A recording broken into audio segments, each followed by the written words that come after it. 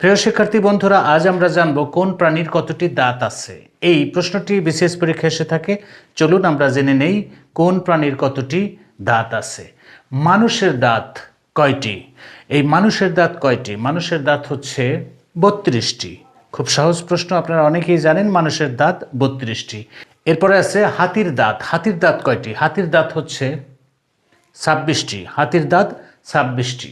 এরপরে আছে সিংহের দাঁত।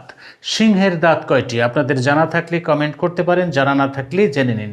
সিংহের দাঁত আছে 30টি। সিংহের দাঁত 30টি। এরপর আছে বাঘের দাঁত। বাঘের দাঁত কয়টি? বাঘের দাঁত হচ্ছে 30টি। এরপরে কুকুরের দাঁত। কুকুরের দাঁত কয়টি? কুকুরের দাঁত হচ্ছে 42টি। কুকুরের দাঁত 42টি।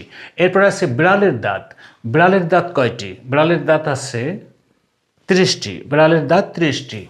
এরপরে ঘোড়ার দাঁত। ঘোড়ার দাঁত কয়টি? আপনারা অনেকেই জানেন, যারা জানেন না তাদের জন্য বলছি, ঘোড়ার দাঁত হচ্ছে 44টি। ঘোড়ার দাঁত 44টি। এরপরে গরুর দাঁত।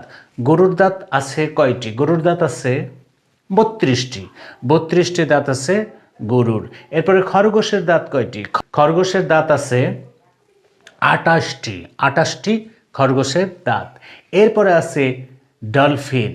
এই ডলফিন যে মাছ, এই ডলফিনের দাঁত কয়টি? আপনারা অনেকেই হয়তো জানেন, যারা জানেন না তাদের জন্য বলছি, ডলফিনের দাঁত আছে 80টি। 80টি দাঁত আছে ডলফিনের। এরপরে আছে কুমির। এই কুমিরের কয়টি দাঁত? কুমিরের দাঁত আছে 64টি। 64টি দাঁত নিয়ে কুমির বেঁচে থাকে। এরপর আছে সাপের। আপনারা বলুন বন্ধুরা, সাপের দাঁত কয়টি?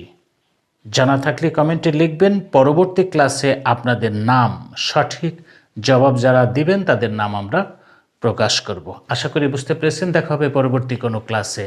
আসসালামু আলাইকুম।